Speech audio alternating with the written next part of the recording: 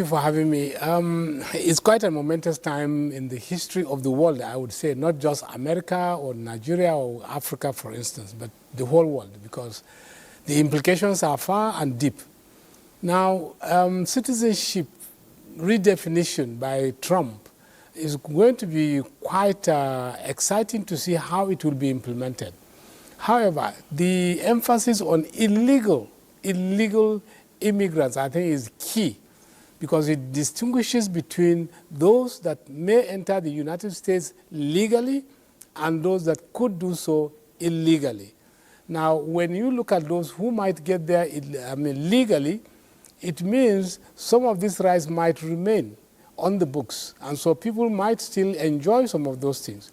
However, the penchant in recent years of abuse of people generally around the world getting into America by any means has, yes, created a problem for any nation. You cannot have a country and then people come in by any definition, those who are criminals, those who are good, those who can contribute to the economy, etc., without anything being done. But when you do, you must do the right things also. Otherwise, it might be a cycle. During the first Trump years, we've seen the level of walls Trump was building. And right beneath those walls were tunnels that people were violating this, which means that was not the solution to the problem. To my mind, the solution to this problem is keeping the migrants where they belong to. Don't allow them to come. And when you do that, you do an economic measure that will allow people to remain home.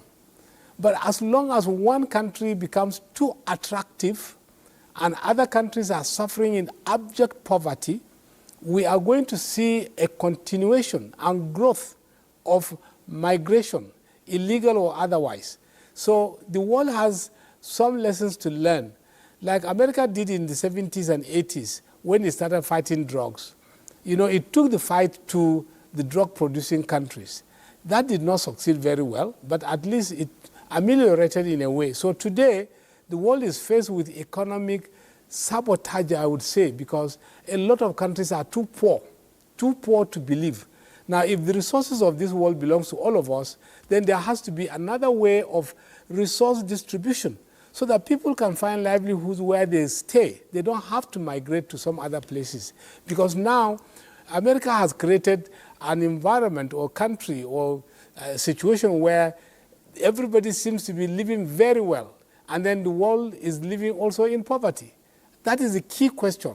Now, this is a challenge not just to America, but even Europe, as we can see. All you have been doing, let's say in the Mediterranean Sea, thousands of Africans are dying daily in the sea because of illegal migration.